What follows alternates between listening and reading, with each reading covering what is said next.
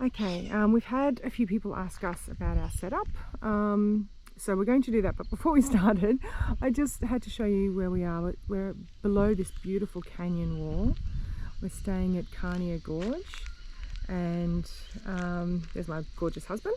And a few people have asked us just about, our tow vehicle, and also about they wanted to see what sort of setup we had. And because I think people are starting to consider stuff, we thought we're probably ideal guinea pigs because we have no idea what we're doing. We're starting out, we're complete Gumbies. So we're starting out, so it's probably a good idea to learn from other people's mistakes like ours. We've made plenty of them.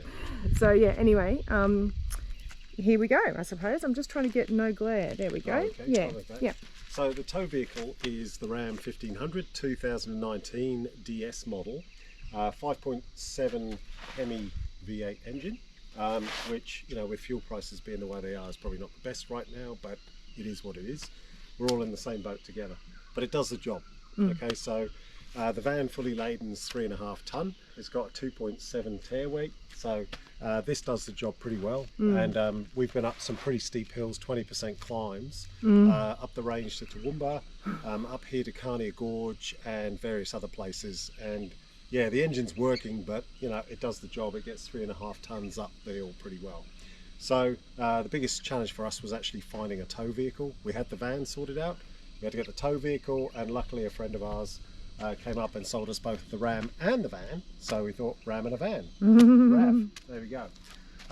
What you can see here, we've got these Malenko tow mirrors on here because although the Ram is pretty wide, we can see more or less down the side, but we just went for the bolt-ons for now. We might look at some extendable mirrors in the future. We're thinking about maybe the Clearview or the MSA, and the new Ram ones actually, with a little bit of tweaking, they can actually sort of flip out on the newer models, and there's a bit of a conversion. So we might look at those into the future. But very, very good vehicle, very comfortable. It's not built for true off-road. It will do tracks and it's semi-off-road. But we might look at that in the future about jacking it up and doing some other bits and pieces.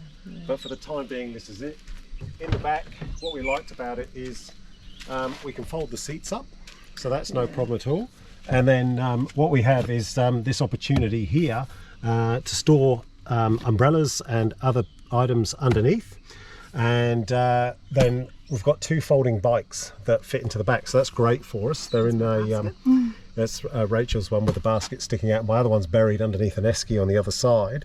But the whole idea of it is that wherever we go, we can just, in like a couple of minutes, fold out the bikes and we're pretty mobile. So that's a great opportunity for us. In the back here, it's quite interesting. This model's got the Ram boxes on. So the Ram boxes quite simply just open up. We've got some bits and pieces in here, bike locks, and we use those to secure our fridge, which we'll show you in a minute. We've got some umbrellas, towels, bits and pieces, but you get the idea. In the back here, we've got the DO35 hitch. This one's by Mr. Hitches, the HD series, and you can see it's raised up high, which suits our caravan quite nicely. We've also got airbags in the back here as well, which really helps. So that stiffens up the suspension and basically allows that heavy van to be towed without too much sag on the back here. So this is interesting in the back, and although it looks like a big mess, we've actually got quite a bit in here. This is all our snorkeling gear, and this is our inflatable boat, which is like a catamaran. It's about 3.3 meters. It's by a company called TrueKit from New Zealand. They look them up on YouTube. They're great.